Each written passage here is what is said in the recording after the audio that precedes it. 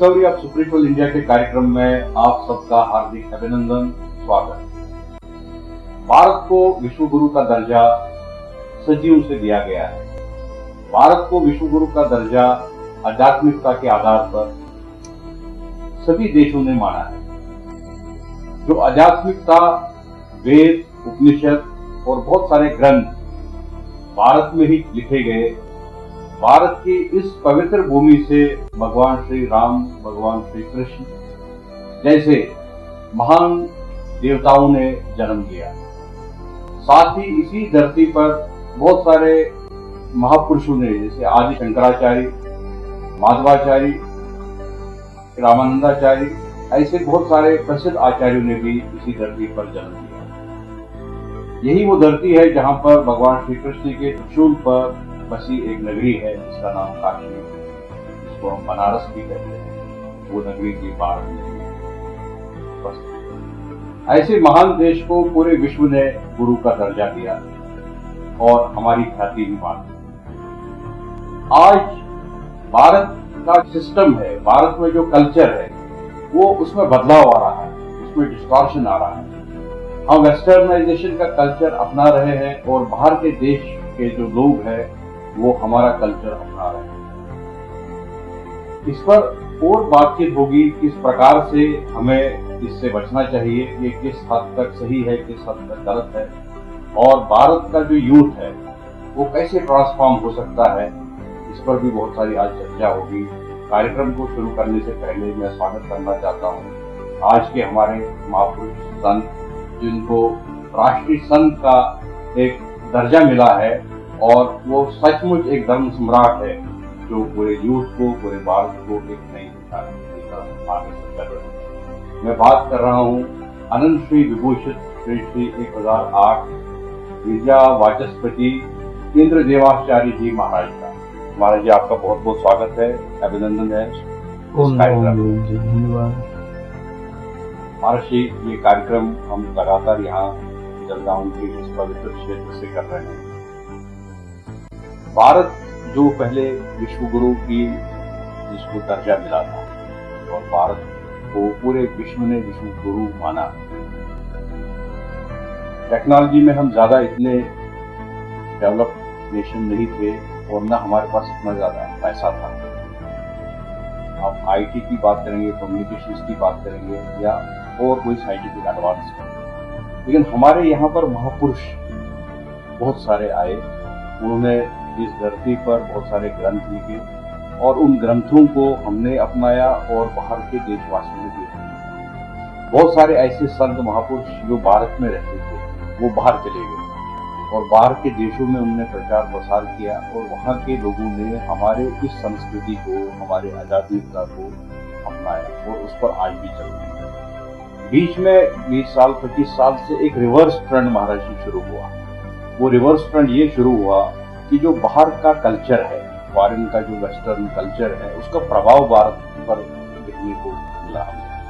जैसे आज के इस समय में बहुत सारा बदलाव है। बाहर के जो हमारा फैशन है उसकी भी एंट्री भारत में हुई। बाहर का जो जंक फूड है उसकी भी एंट्री भारत में हुई। बाहर का जो मूवीज है, फिल्में हैं, टीवी है, सीरियल है, सोप्स है, उसकी भी एंट्री भारत में हुई।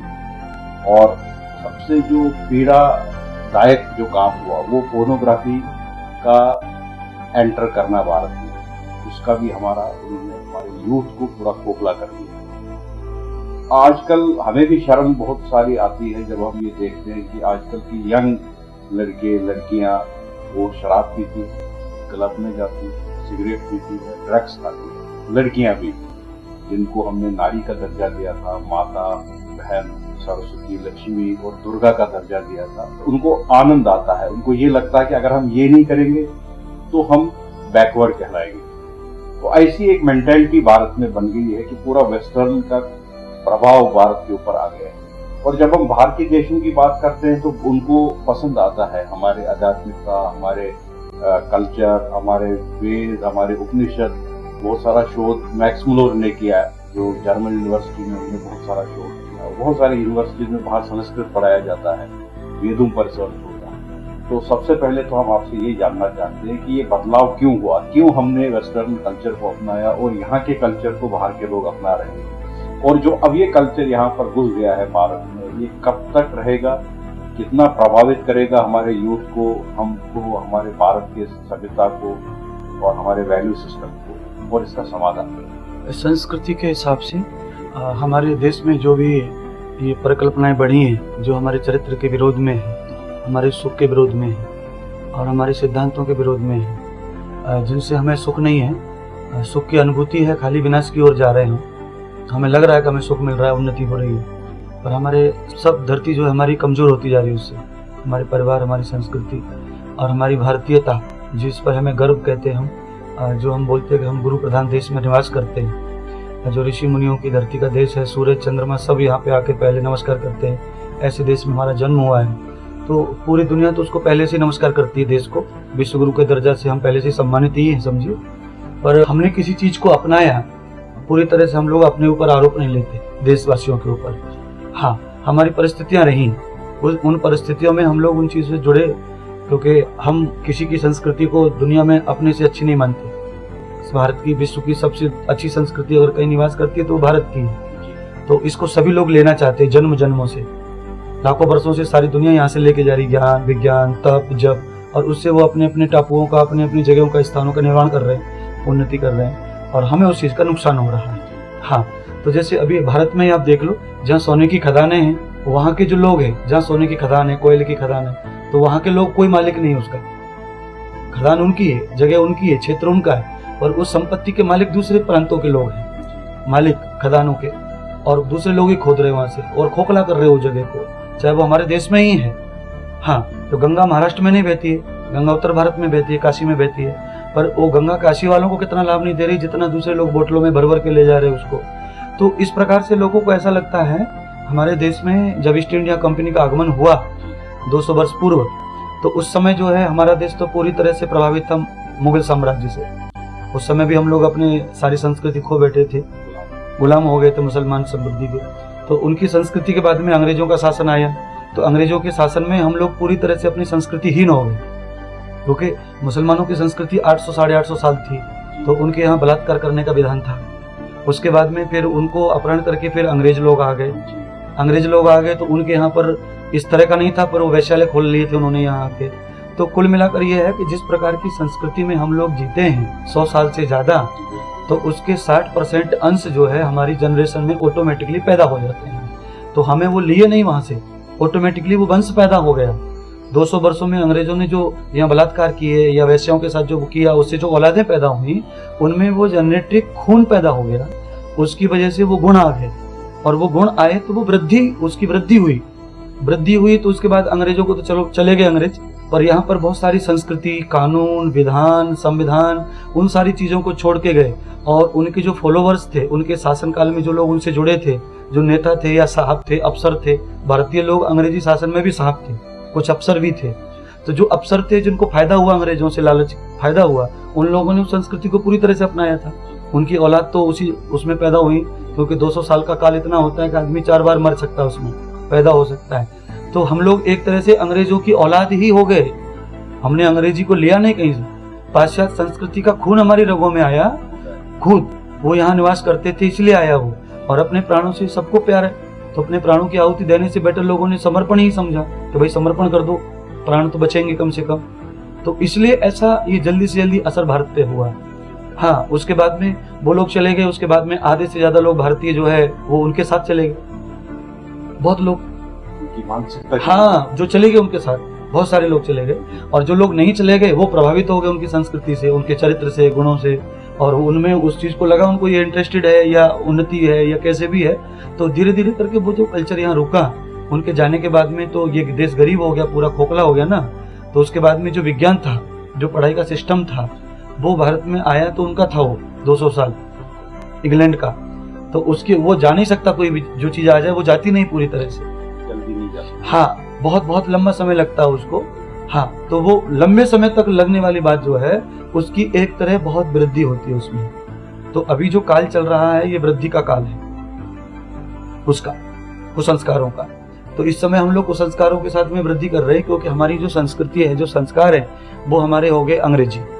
तो भाषा से जो है सब चीज का निर्माण होता है, हर चीज से, भाषा से ही सब चीज पैदा होते हैं, समझिए। हाँ, आपके संस्कार पंजाबी हैं, अगर आपके संस्कार पंजाबी हैं तो मूल भाषा भी आपकी पंजाबी ही होगी, तो ही आप पंजाबी हो सकते हैं। या आप कश्मीरी हैं समझो, तो आपकी मूल भाषा वही होगी, तो आपके संस्कार, आप दुनिया में जहाँ जाएंगे वहां पर आपके वो संस्कार मिटेंगे नहीं जो हैं, और झलकेंगे, वो लोग आपको पहचानेंगे कि वहाँ के दिखते हैं। तो ऐसी बात है। तो हमारी जो भाषा है, उन्नति के नाम पे जो भाषा है हमारे देश की, वो अंग्रेजी हो गई।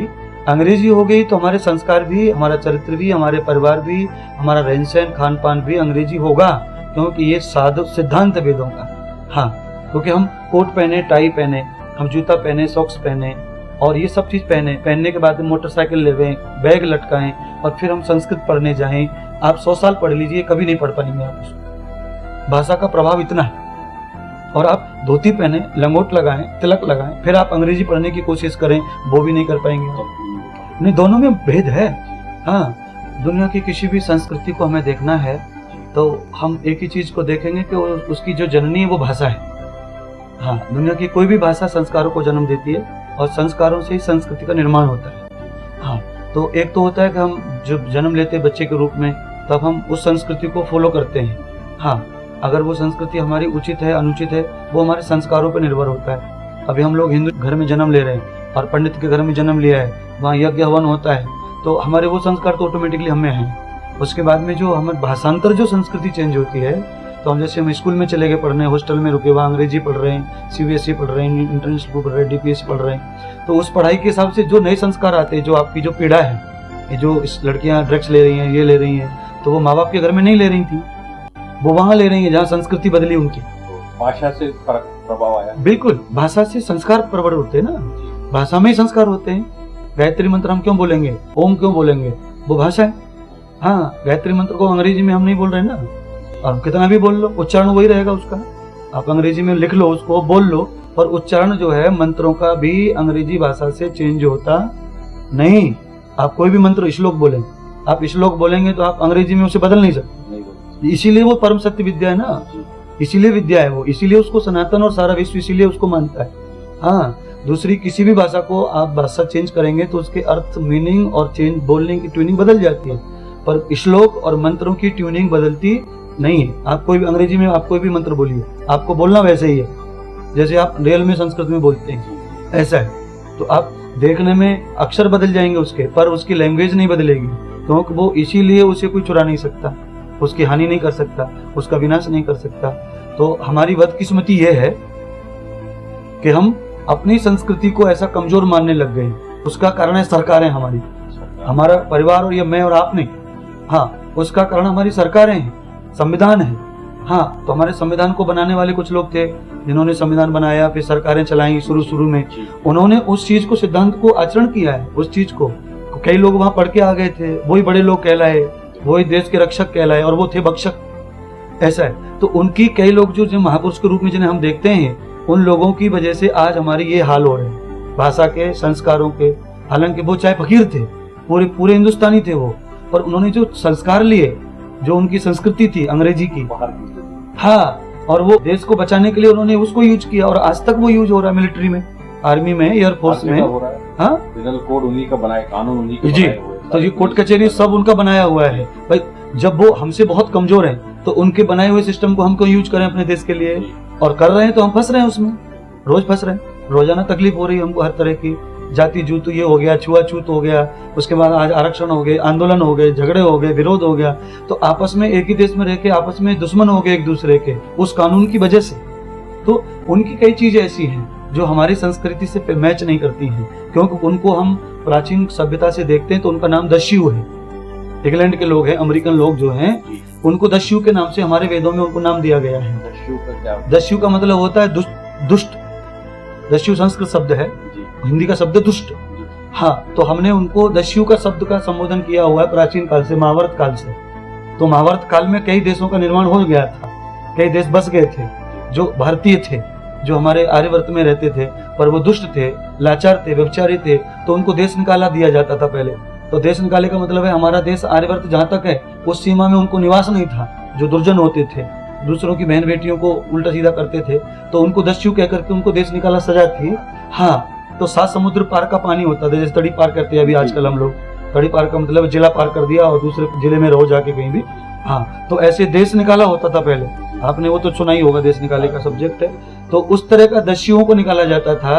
तो ये दस्यु जो है, अंग्रेज इंग्लैंड है या जो भी है, ये बहुत पुराना इतिहास है। तो अगर ये है तो सब भारत का ही है, पर हमारे यहाँ जो नेगेटिव लोग थे, बेकार लोग जो थे, उनको माफी नहीं थी, इसलिए उनको यहाँ से बिल्कुल कंकड़ की तरह, पत्थर की तरह बाहर किया गया।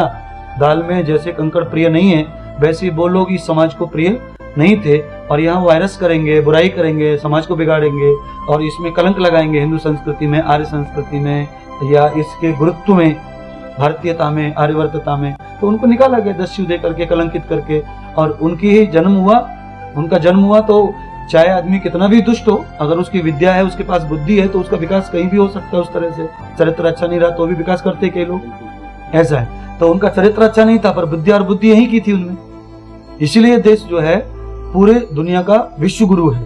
हाँ, और आज भी पूरी दुनिया पे भारत का ही शासन है ज्ञान के रूप में। हाँ, क्योंकि किसी भी देश का आदमी भारत में सर्विस नहीं करता, भारत के हर आदमी दूसरी जगह पे सर्विस करता है। हाँ, सर्विस का मतलब है उनमें टैलेंट है। हाँ, टैलेंट है उसको हर देश में, बिल्कुल। तो आज भी हम उसी स्थिति में हैं, पर हमारे ही लोग उसको पहले गड्ढे में ले गए। मुसलमानों का साम्राज्य आया तभी हमारे लोग गद्दार थे, अंग्रेज आए तभी हमारे लोग गद्दार थे, आज हम इस स्थिति में आए हैं हमारे, तो भी हमारे ही लोग गद्दार हैं। हाँ, इसमें किसी की हम दोष लगाएं उसका इसका नहीं है। हमारे देश को उन्नत करने की भावना हमारे लोगों में थी और उन्होंने गलत मार्ग चुन लिया उन्नति के लिए। कई लोग जो है चोरी का मार्ग चुनते पैसा वाला होने के लिए, कई लोग परिश्रम का मार्ग चुनते हैं, दोनों ही उन्नति के लिए दौड़ रहे हैं। हाँ, रात को 12 बजे जो घर फोड़ता है वो भी उन्नति चाहता है अपनी। हाँ, पर पैसा चाहिए, बिल्कुल। और उनकी उन्नति ऐसी है कि वो दस्यु उन्नति है, यानी वो हो गई तो हो गई, नहीं तो पकड़े तो गए काम से। तो उनका रिस्क है, और जो परिश्रम करता है उसकी उन्नति में रिस्क बिल्कुल नहीं है, यानी वो जितनी हो रही है उन्नति हो रही है उसकी, विनाश का कोई दूसरा पक्ष नहीं है। तो दस्यु लोग जो रहते हैं वो उन्नति के साथ साथ में हर समय खतरे में रहते हैं, अविनाश में नहीं रहते, विनाश में रहते हैं। तो ऐसा है। तो हम लोग इस समय जिस संस्कृति का आचरण कर रहे हैं उन्नति के लिए, ये संस्कृति वही है जो रात में घर फोड़ करके, चोरी करके, करोड़ों का माल लेकर रात रात में जो करोड़पति बनना चाहते हैं, ऐसे ही आज की संस्कृति को आचरण करने वाले लोग बहुत जल्दी उन्नत होना चाहते हैं, अपने आप को पढ़ा लिखा करना चाहते हैं, अपने आप को बहुत बड़ा आदमी समझते हैं, पर हैं वो कागज की नाव में बैठने वाले लोग, उनकी नैया पार लगने वाली नहीं है। तो बहुत ही ज्ञानवर्धक चर्चा रही पहले सत्र में महाराज जी के साथ में। हमने इस सत्र में ये जाना कि किस प्रकार भारत विश्व गुरु की मान्यता प्राप्त कर चुका है, आज भी और पहले भी। महाराज का ये कहना है कि भारत की संस्कृति महान है, भारत के लोग महान है। 1000 साल तक गुलाम रहे, पहले मुगलों के शासन के गुलाम थे, बाद में अंग्रेजों के गुलाम रहे, और दोनों की संस्कृति, दोनों का कल्चर, दोनों के वैल्यू सिस्टम वो डिफरेंट थे भारत से। वो मुगलों का हो या अंग्रेजों का, दोनों का डिफरेंट था। इतने बड़े इम्पैक्ट के बाद भी, 1000 साल के इम्पैक्ट के बाद भी, हमने बहुत हद तक अपनी संस्कृति को बचाया, अपने वैल्यू सिस्टम को बचाया, अपने वेद स्क्रिप्चर्स उनको बचाया, और आज भी भारत जिए। 1000 साल तक अगर कोई भी देश गुलाम रहेगा तो वो पूरा नष्ट हो जाएगा, उसकी संस्कृति पूरी तबाह होगी, पूरा नष्ट होगा और ट्रांसफॉर्म होकर उन्हीं के कल्चर में वो पूरा बदल जाएगा। उस वक्त के जो 1000 साल तक जो लोग यहाँ रहे, बहुत सारे लोगों पर उसका प्रभाव पड़ा, उस संस्कृति का प्रभाव पड़ा, उस वैल्यू सिस्टम का प्रभाव पड़ा, उनके शासन का प्रभाव पड़ा, और इस प्रभाव से हमारे अंदर में भी बहुत सारे विकार आए, चेंजेस आए, और बहुत सारे लोग उनको फेवर करते थे, बाकी थे लेकिन फेवर करते थे, उससे भी हमारे कल्चर का हमें। महाराज ने ये भी कहा कि इतने बड़े इम्पैक्ट के बाद भी जो यूथ आज वेस्टर्न कल्चर की तरफ आ रहा है, वो एक कागज की नौका पर सवार है, वो उनकी नौका कभी भी डूब सकती है, मुझे उसका कोई आधार नहीं है। महाराज जी ने ये भी कहा कि जो भारत विश्व गुरु होने का सबसे बड़ा कारण ये रहा हमारी लैंग्वेज, हमारी जो संस्कृत की वाणी है, में जो हमारे मंत्र है, वेदों के मंत्र है, वो सभी मंत्रों के आधार पर ही हम आगे बढ़े, और उन मंत्रों को कभी भी कोई भी व्यक्ति ट्रांसलेट नहीं कर सकता है अपनी लैंग्वेज में। हम उनके लैंग्वेजेस को, उनके मंत्रों को ट्रांसलेट कर सकते हैं, लेकिन हमारे मंत्रों को वो ट्रांसलेट नहीं कर सकते।